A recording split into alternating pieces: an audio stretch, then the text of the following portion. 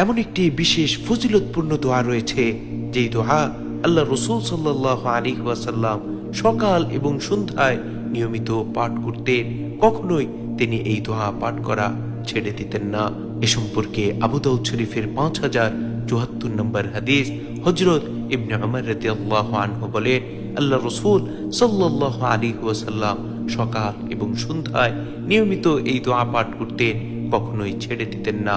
সেই দোয়াটি হচ্ছে, আল্লাহুম্মা ইন্নী আসআলুকাল আফিয়াতা ফিদ দুনিয়া ওয়াল আখিরাহ, আল্লাহুম্মা ইন্নী আসআলুকাল আফওয়া ওয়াল আফিয়াতা ফি দীনি ওয়া দুনিয়ায়া ওয়া আহলি ওয়া মালি, আল্লাহুম্মা আস্তুর আওরাতি ওয়া আমিন রাওআতি।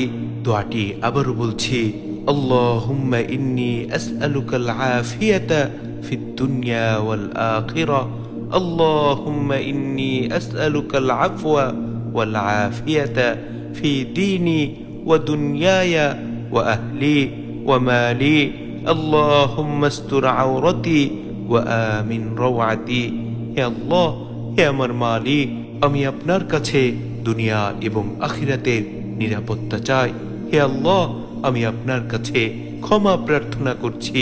আমি আপনার কাছে দিন, দুনিয়া ও আমার পরিবার এবং সম্পদের নিরাপত্তা চাই।